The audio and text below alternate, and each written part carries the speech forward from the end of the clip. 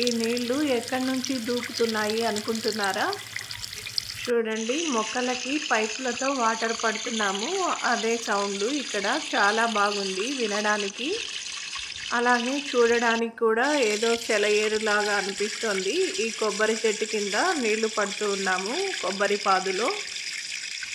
అందమైన దృశ్యాలు, వినసొంపుగా ఉండే సవ్వడి, ఈ నీటి సవ్వడి ఇంట్లో కూడా వినొచ్చు అని అనిపిస్తోంది దీన్ని చూస్తుంటే.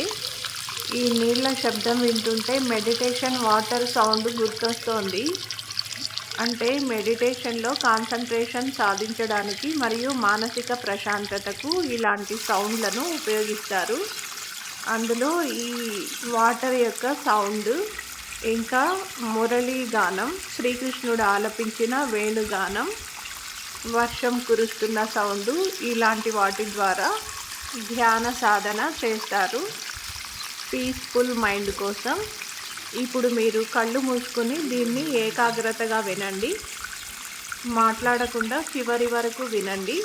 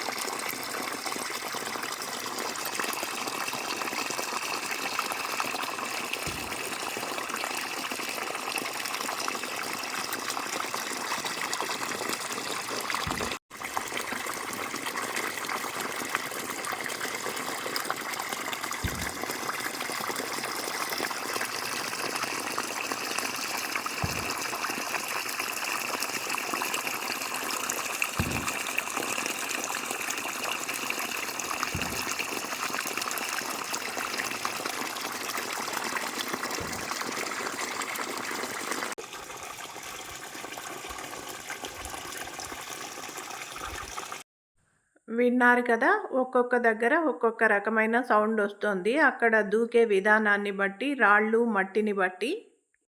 మీకేమనిపించిందో కామెంట్లో చెప్పండి.